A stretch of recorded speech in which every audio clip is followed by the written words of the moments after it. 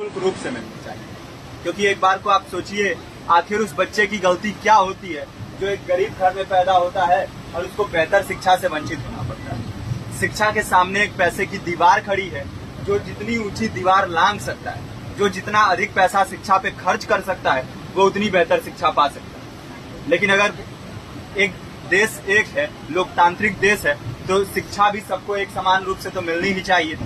आज परिस्थिति ये है कि एक तरफ तो प्राइवेट स्कूल हैं जो लूट के अड्डे बने हुए हैं, वहां पे आप एडमिशन कराने जाएंगे तो सिर्फ एडमिशन के नाम पे ही आपको 10,000 20,000 रुपए देना होगा। और कमीशन खोरी का ऐसा धंधा है कि कॉपी, किताब, टाई, बेल्ट, ड्रेस, जूता कहाँ से खरीदना है ये आप नहीं तय करेंगे वो प्राइवेट स्कूल वाले। यानी आम लोगों की मेहनत की आखिरी कौड़ी उनके जेब से वसूल लेना चाहते हैं। और दूसरी तरफ सरकारी स्कूलों में न तो पर्याप्त टीचर है, न पर्याप्त बिल्डिंगें हैं।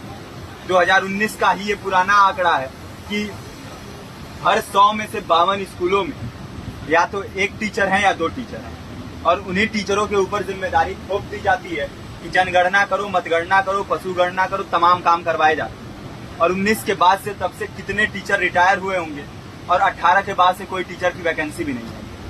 आप खुद भी सोच सकते हैं ये परिस्थिति और कितनी बिगड़ी हो। इसीलिए हम लोग ये मांग उठा रहे हैं, चाहे कोई राष्ट्रपति का बच्चा हो या किसी मजदूर का, सबको शिक्षा एक समान मिलनी चाहिए और निःशुल्क रूप से मिलनी चाहिए। प्रेमचंद ने अपने दौर में भी कहा था कि एक सभ्य समाज में ऊंची से ऊंची तालीम मुफ्त होनी चाहिए और इसका पूरा खर्च गवर्नमेंट को उठाना चाहिए, क्योंकि हमारे देश को फौज से ज्यादा आवश्यकता तालीम की है। और शिक्षा से जुड़ता हुआ ही दूसरा मुद्दा हम लोग उठा रहे हैं।